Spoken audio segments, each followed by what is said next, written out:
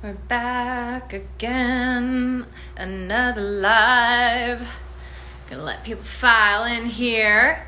Something a little different today. Getting on with my guy Jonathan from Loewe, and we're just gonna have a little chat. I haven't seen him in a while, since maybe before the first of the year, right?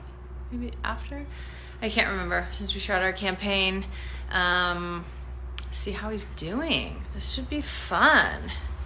Try to look fashionable. We'll see. Let me see if he's in here. There he is. Let's go.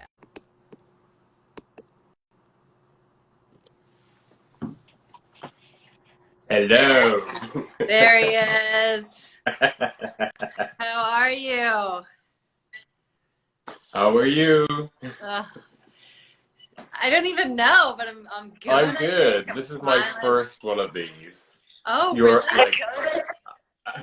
I'm, Very yeah. first live?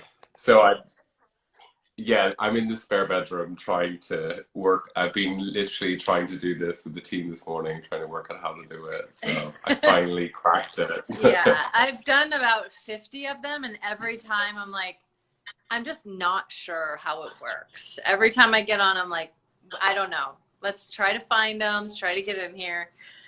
It's always a crapshoot. It's the new world somehow.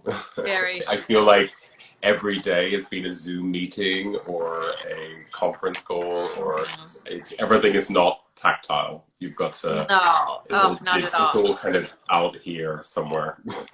I know. I remember like before all of this, like people would do IG lives. I'm like, I don't get it. Like this is so dumb.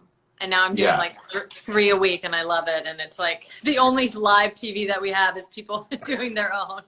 It's so bizarre. So bizarre. Well, thank you very much for doing this. When this whole fiasco started, I was talking to the team one morning, and I was like, well, maybe we should sort of do an educational program. And then I was told education is a bad word.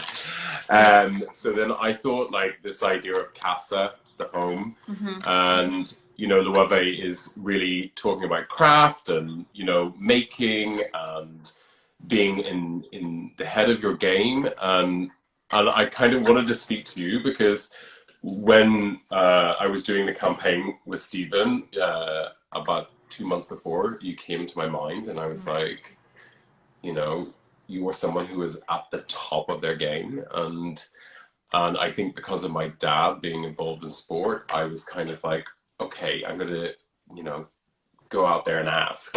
So I kindly agreed to this experiment of doing a fashion campaign. But I wanted to know what craft is to you in your profession. If that makes sense, or does it not lend to your profession? No, I think it totally does. I always view myself kind of as an entertainer and a performer, and like I think one of the most amazing things about my sport is the ability to express yourself in sort of this team concept. But like I don't know if it's just because like the field is so big and there's so many players, but we're sort of far away from each other, so you kind of have this space to express yourself and be that type of performer. And then you can kind of get down to the granular, like what are you working on every day? How do you want to express yourself on the field? Everybody sort of has their individual personality and their own, sort of aspects to their craft. Whether, for me, I'm more of a pass first type person, more like playmaking and setting other players up. And it really is, I mean, I'm sure you've experienced this, the sort of repetition day to day. And like sometimes that can seem boring, or sometimes that is mundane, but you sort of do that every day, and you get that repetition, and you become, an expert in these little parts of your craft. And then you get to this moment where you have that explosion of creativity, or you have that sort of explosion of creation or style. Maybe that's a piece for you, or when you're looking at a campaign, or what your creative direction is going to be. And for me, that's on the field. That's when I get into those moments. And I've worked on everything. I have sort of the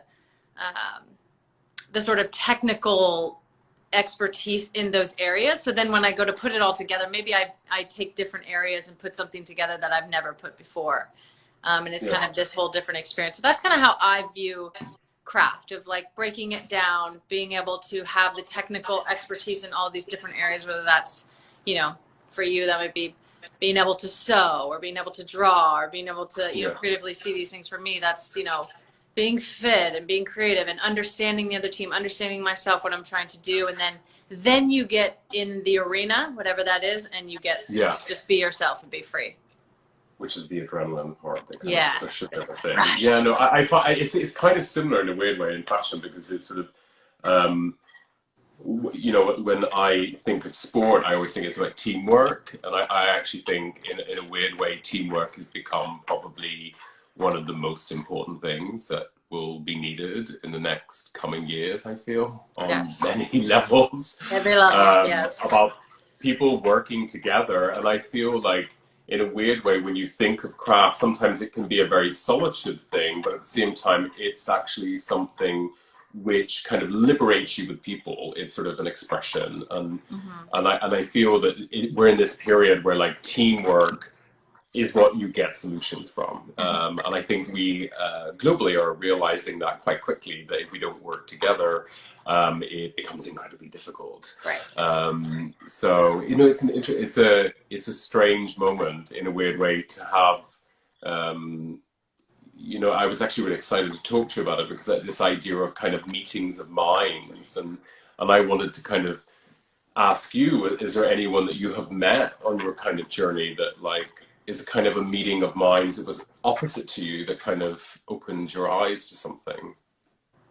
Very interesting. Yeah, I love that idea of teamwork. I think a lot of times teamwork is put in this context, like you have to just give your whole self over to the team and it's all about the team and you'll be like this faceless member of the team. I never see it that way. I see like, oh, I'm going to stand out. I'm going to make sure I'm known on this team, but I'm also going to be a part of something greater.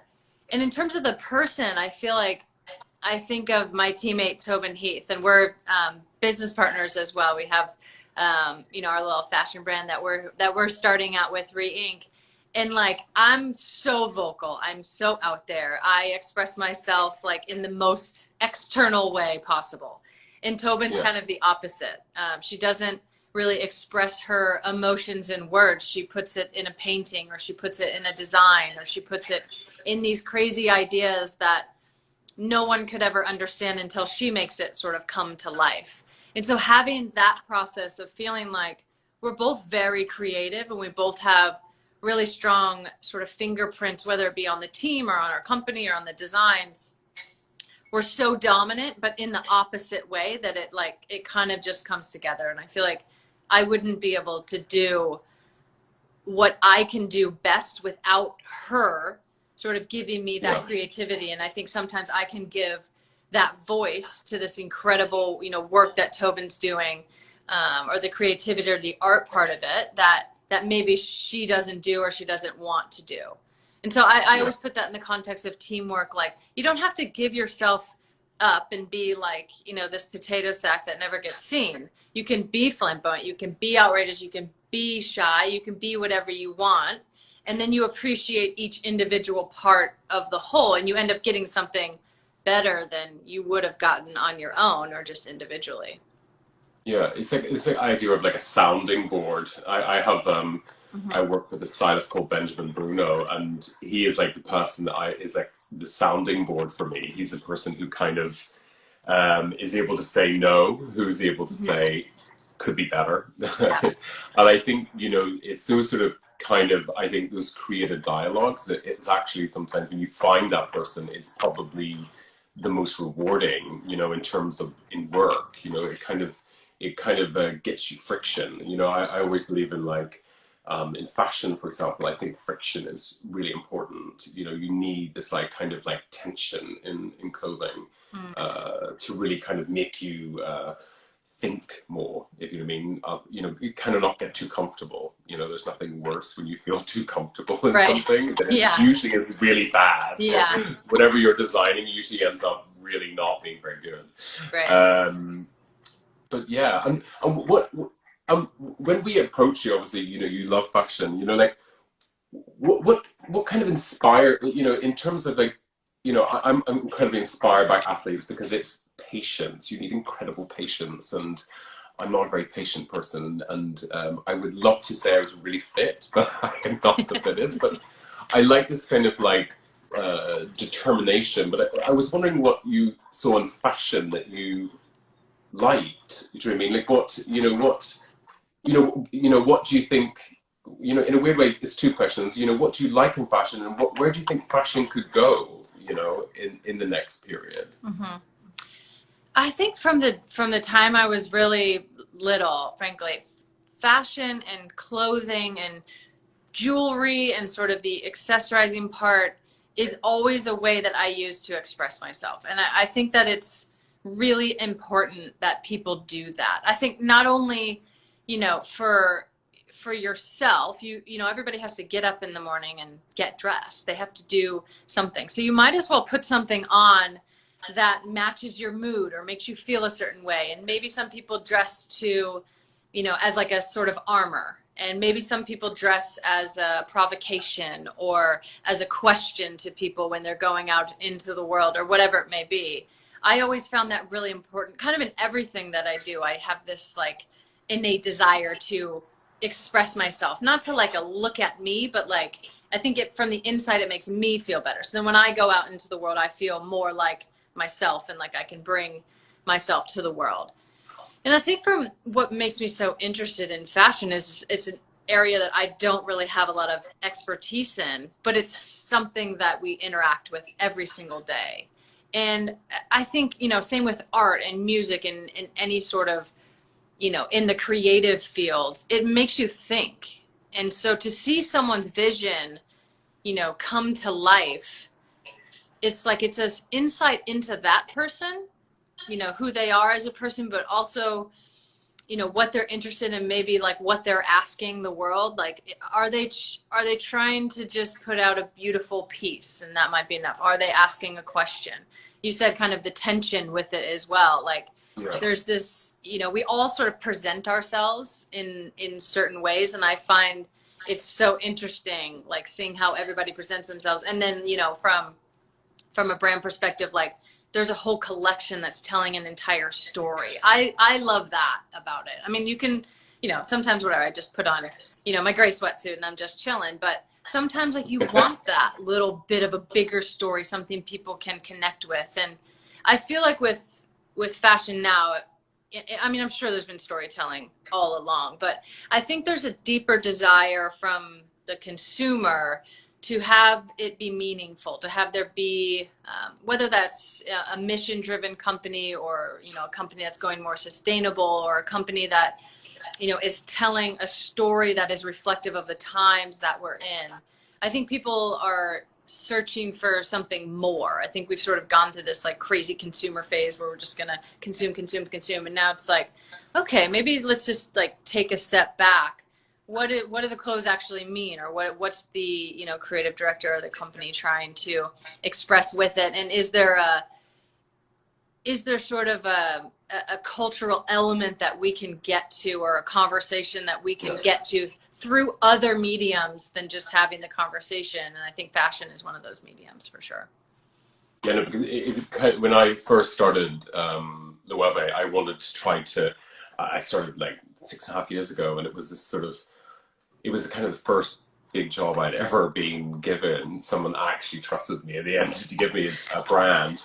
And when I was doing the research on it, I was kind of struggling with this idea of being inside a luxury group, you know, and being part of the collective of luxury, where I didn't really understand what was the luxury, you know. Was it luxury of time? Was it luxury of materials? Like, what was it trying to contribute? And then I realized through the process that there was no such thing as luxury anymore. It kind of had like, it had vanished. Luxury had become elite. And that really wasn't where I felt like people were going 6.5 years ago. I felt like the idea of elitism was not really the idea. So I kind of, coming back to the thing on culture, I wanted to do this thing where it was like, okay, what happens if you build a cultural brand? So you have a cultural responsibility when you are making. So the person who makes the bag in the factory, or the person in the design team, that they are happy with what they do, and they feel like they can get up in the morning and they feel like they have achieved something.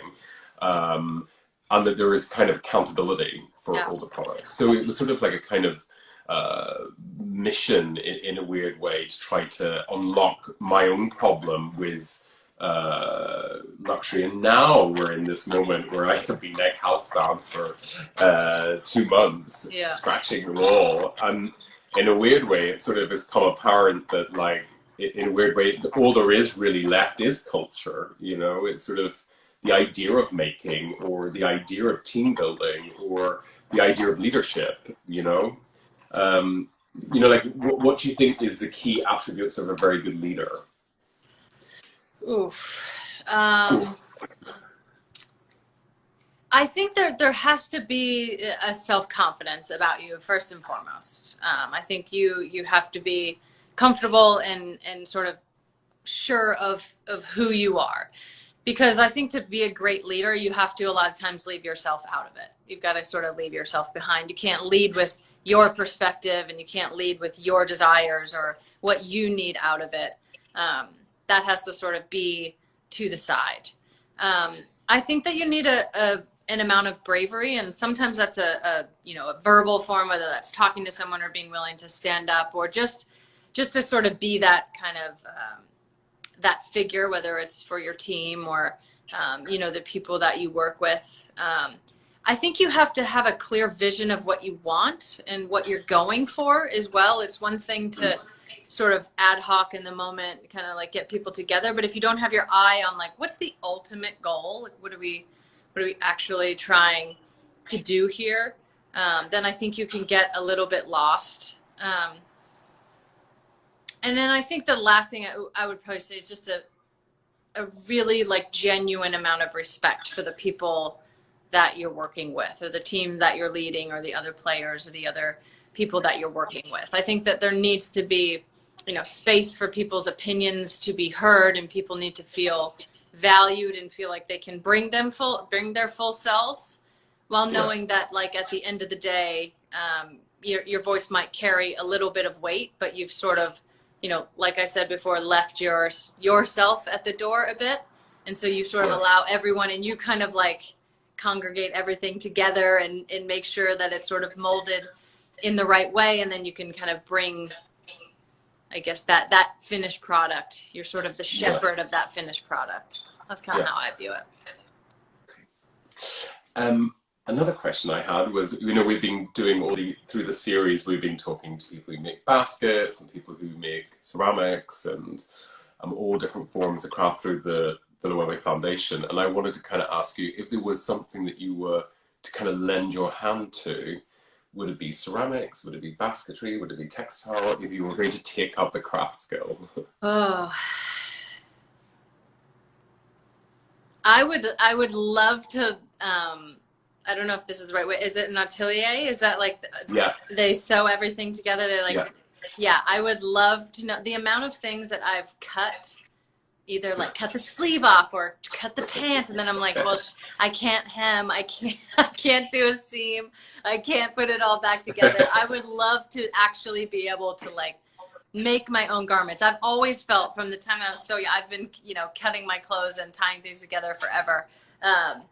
I would love to be able to do that, just to sort of alter things. It's like, I just feel like things never quite fit exactly the way that I want them to. So be able to actually mold my clothes. To be a seamstress. Yes, to be a seamstress. Actually put it all together and, like, create these beautiful pieces. I think I would have to do that. I do love ceramics, though. I think I could totally get into, like, the whole making pottery and being in the studio. I'd have my pods in. I'd be, like, getting into it. I think I could get into that a little bit. Well, anytime you want to move to Paris and come and do, like, a training, we were more than welcome to open the doors. Yeah, so it doesn't sound like a bad idea now. Yeah, no, my favorite thing is to kind of go to, I have a brand in London called JW Anderson, and I always go downstairs to the atelier just to kind of have a nosy around. Do you know what I mean? Just to kind of, I always think it's that. Well, it's a kind of like, or you're in a bag factory, you go in and you have a guy cutting out something, you're just like, you just want to follow the process, you know, you kind of want to micromanage the process and see it all. I think there's something like in everyone that we want to know how things are made. It's like Yeah. we want to take things apart and rebuild them. But yeah, no, I think in a weird way, it's sort of, I think if everyone went through that, if everyone could see that, you know, that's in a weird way through this last couple of months, we're kind of showing as much as we can in terms of how we make things. I think we've kind of become, in a weird way, in society, we believe that things grow on trees. So handbags are just made by trees and not made by people. You know, it's Right. sort of like, or a machine just churns it out. Or, Yeah. you know, I always think there's this problem with the white T-shirt somehow that we don't actually know where the white T-shirt comes from. So we kind of just believe that they come from the T-shirt machine. Yeah. It's Even just though made. there's these amazing people who have like trained in their kind of you know, in their profession to try to get as best of what they can do. No, we I'm do trying to have a think. big distance between the sort of craftsmanship and the artisanship in that be in fashion or whether that be in carpentry or whatever it is. It's kind of like the things just show up in the store for us, or they show up wherever we buy them. It's kind of like, okay, that's just, you know, how it is in mass production of things. But, you know, you see, I mean, I'm sure you see it all the time, but be able to see something go from the first moment where that craftsman, that artist has their hands on it till the final Yeah, product, you get just such a greater appreciation of what went into that. And just knowing that that person, like, they're not just churning out bags. Like they, you know, they want to make that product the best that they can. They're like literally pouring their heart into and soul into that. It kind of goes back to the craft part of what we were talking before. I think that like people do have a desire to kind of perfect that and to like yeah. have meaningful work and to pour yourself creatively into something. It's like a little bit, I think, of what we've lost a bit with the mass production and just sort of the Yeah. globalization of things.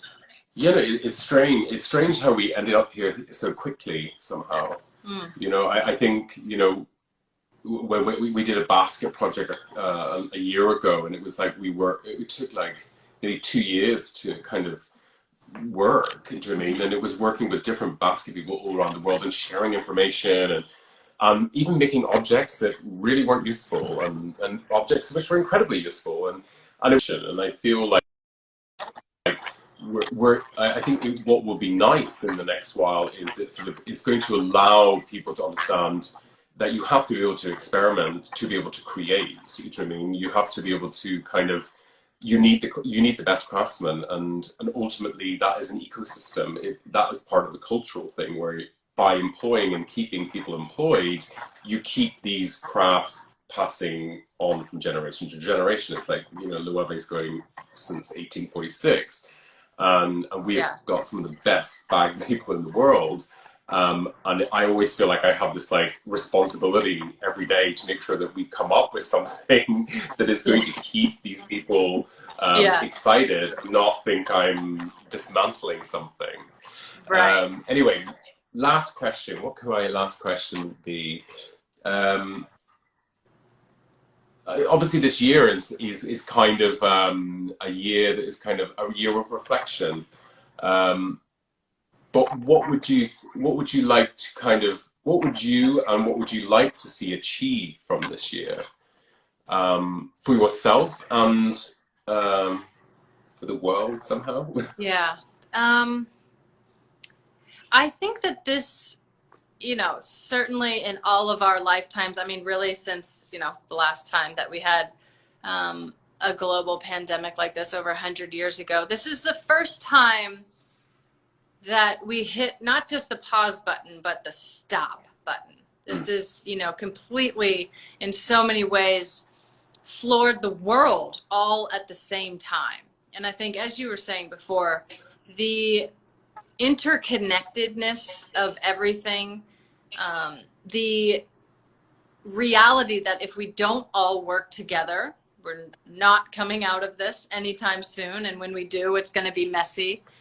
I feel that there is an opportunity now to really think about like what world we want to go forward in, because to think about it in terms of okay, we're in quarantine, and we hear a lot of people, I just want to like get back to my normal life. Well, your normal life is gone. We're not going back to what we had before, not for a long time.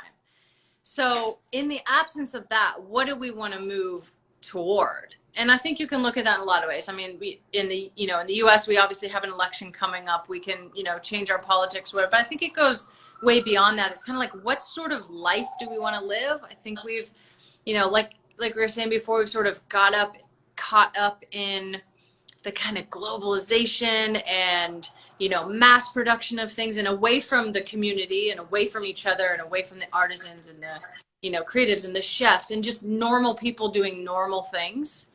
Yeah. So I hope that this time gives us a little bit of a chance to reset and actually ask ourselves the question, what world do we want to go back to? And then work to shape it that way. I think we've sort of gotten caught up in this rat race of, this is just how it has to be, and this is just the way it is. And we've actually had the opportunity to push stop, or the opportunity has been pushed for us with this pandemic. We've all had to stop and think, and we have a lot of time on our hands. So I hope people are taking this as an opportunity to reimagine what the world can look like when we come out of this. And if you weren't happy with the world, or the world wasn't working for you the way before, I think we have an opportunity to kind of dive in and really demand what we want. I say all the time, I think everybody has a responsibility to make the world a better place in whatever way they can be most impactful. So I encourage people to find, that passion, or find that way that they can be involved and help the world heal from this just insane time. I don't even know. There's no adjectives I could say to put on it. Well, we're nearly there. I think we're going to get. It has to be better. We can't go backwards. It can only starting to lift better. off. Yeah. And hopefully we might find some empathy somewhere. Yeah. Well, Megan, thank you very much for doing this for us, and for being in our campaign. I'm really proud of it. So. Likewise, yeah. Have a great day or evening. I'm in London. Okay, yeah, evening for you. I'm just starting my day. Just starting your day. Yeah. Well, thank you very much. Likewise. Take care. All right. I'll talk to you soon. Bye. Bye.